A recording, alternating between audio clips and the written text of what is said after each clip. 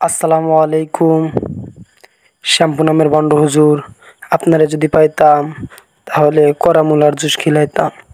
তারপরে মিজানুর রহমান আজহারি কফি করে মেয়েদের ওই জীবনের হুজুরটারে যদি সবচাইতে বড় পাইতাম, কষ্ট হচ্ছে মোস্ট অফ অবশ্যই দ্য টাইম তারা প্রিয় কানের নিচে একটা মানুষটার কথা ছোট্ট করে ফ্যামিলিতে চাপড় বলতেই মারতাম। পারে না।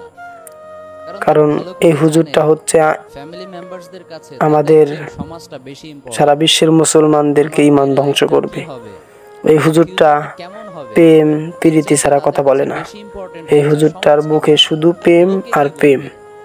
চোখের সামনে ভালোবাসা তারপরে যুবক করে এরকম নির্মম মৃত্যু দেখার পর মানে তারা এক একটা পুষ্পা জীবন্ত হুজুর লাশে বলে পরিণত হয়। একটা আছে।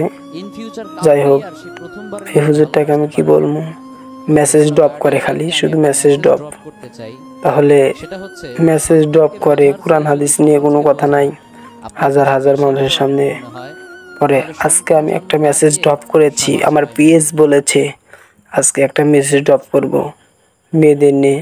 আমি মেয়েদের অনেক ভালোবাসি, এটা বলা লাগবো কেন? ইসলামী কথা বলতে পারস না?